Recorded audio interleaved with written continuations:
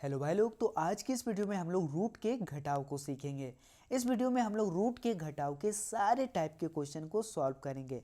सबसे पहले हम लोग टाइप 1 के क्वेश्चन को सॉल्व करेंगे, फिर टाइप 2 के क्वेश्चन को सॉल्व करेंगे और लास्ट में टाइप 3 के क्वेश्चन को हम लोग सॉल्व करना सीखेंगे। तो चलिए देर न करते हुए इस वीडियो को हम लोग शुरू करते हैं। सबसे पहले हम लोग टाइप 1 के क्वेश्चन को सॉल्व कर लेते हैं। तो जिस तरीके से हम लोग रूट का जोड़ करना हम लोग सीखे थे, सेम उसी तरीके से रूट का घटाव भी किया जाता है, ठीक है ना।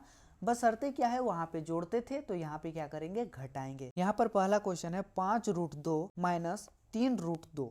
तो इसको कैसे सॉल्व करना है, आपको पता होना चाहिए कि रूट का जोड़ और रूट का घटाव एक ही तरीके से सॉल्व होता है।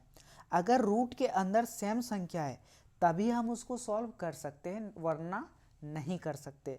तो यहाँ पे आप देख सकते हैं कि रूट के अंदर कितना है, 2 है, और इसमें रूट के अंदर कितना है, 2 है, यानी रूट के अंदर यहाँ पे सेम संख्या है।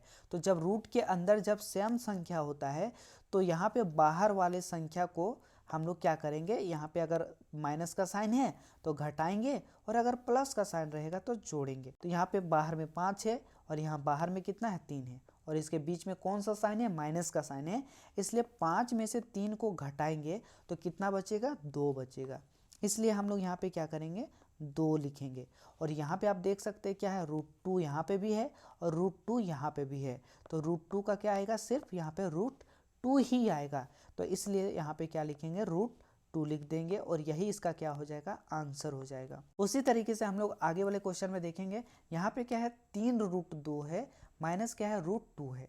तो यहाँ पे आप देख सकते हैं कि इस √2 के पहले कोई भी संख्या नहीं है, और जब कोई भी संख्या नहीं है यानी हम यहाँ अपने से क्या लगा सकते हैं, 1 लगा सकते हैं।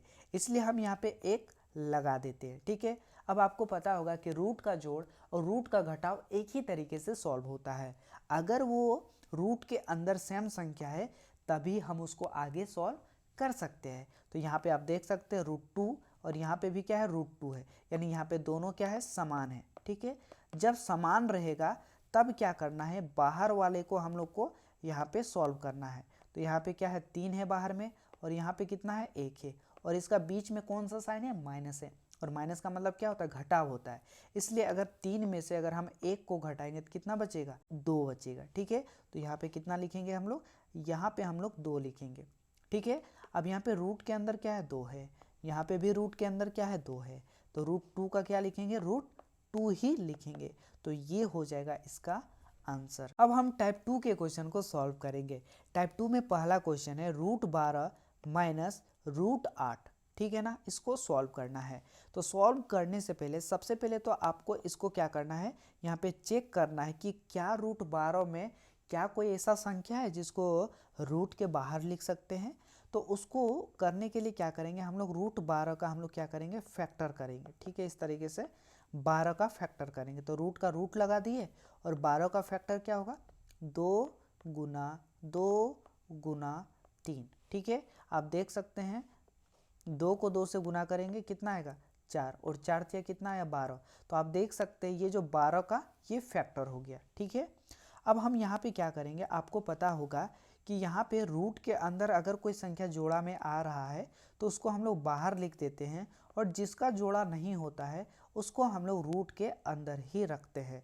यानी इसका क्या हो जाएगा, 2√3, ये क्या हो जाएगा, ये इसका निकल जाएगा, ठीक है। तो यानी यहाँ पे निकल जाएगा 2√3, ठीक है। यानी √12 को हम लोग क्या लिख सकते हैं, 2√3 लिख सकते हैं। तो चलिए हम यहाँ पे लिख लेते हैं 2√3, यहाँ पे लिख दिए। माइनस है तो यहाँ पे क्या लगा दिए, माइनस लगा दिए। अब सेम उसी तरीके से √8 में हम लोग चेक करेंगे कि क्या कोई ऐसा संख्या है जो कि रूट के बाहर निकलेगा। तो चलिए हम इसको चेक करते हैं। तो सबसे पहले √8 का 8 लिखेंगे और यहाँ पे रूट का रूट लगाएंगे और 8 का फैक्टर करेंगे। तो 8 का फैक्टर कैसे करेंगे, 2 गुना 2 गुना 2, ठीक है। आप देख सकते हैं 2 दूना 4 और 4 दूना कितना होता है, 8 होता है, ठीक है। यानी ये हो गया 8 का फैक्टर हो गया, ठीक है। और आपको पता होगा कि रूट के अंदर जोड़ा वाले के लिए बाहर निकल जाता है, रूट से बाहर निकल जाता है, और जो जिसका जोड़ा नहीं बनता है उसको रूट के अंदर ही लिखा जाता है। यानी यहाँ पे क्या आएगा, ये आएगा 2√2, ठीक है, ये जो जोड़ा बना है ये 2 बाहर निकल गया और ये जो 2 है ये रूट के अंदर ही रह जाएगा, यानी इसका सॉल्यूशन करने पे कितना आया 2√2। तो चलिए लिख लेते हैं 2√2, यहाँ पे हम लोग लिख लेते हैं। अब हम इसको सॉल्व करेंगे, तो आपको बताना है कि क्या इसको हम लोग सॉल्व कर सकते हैं। तो इसको हम लोग सॉल्व नहीं कर सकते हैं। क्यों नहीं कर सकते हैं? क्योंकि यहाँ रूट के अंदर में क्या है 3 है, यहाँ रूट के अंदर में क्या है 2 है, जो कि अलग अलग है। और जब कभी भी रूट के अंदर अलग अलग रहेगा तो उसको हम लोग सॉल्व नहीं कर सकते हैं। तो इस सिचुएशन पे इसका आंसर क्या हो जाएगा, यही हो जाएगा। सेम उसी तरीके से आगे वाले क्वेश्चन में हम लोग देखते हैं। सबसे पहले हम लोग क्या करेंगे, √48 को हम लोग देखेंगे कि क्या कोई ऐसा संख्या है जो कि रूट के बाहर निकलेगा।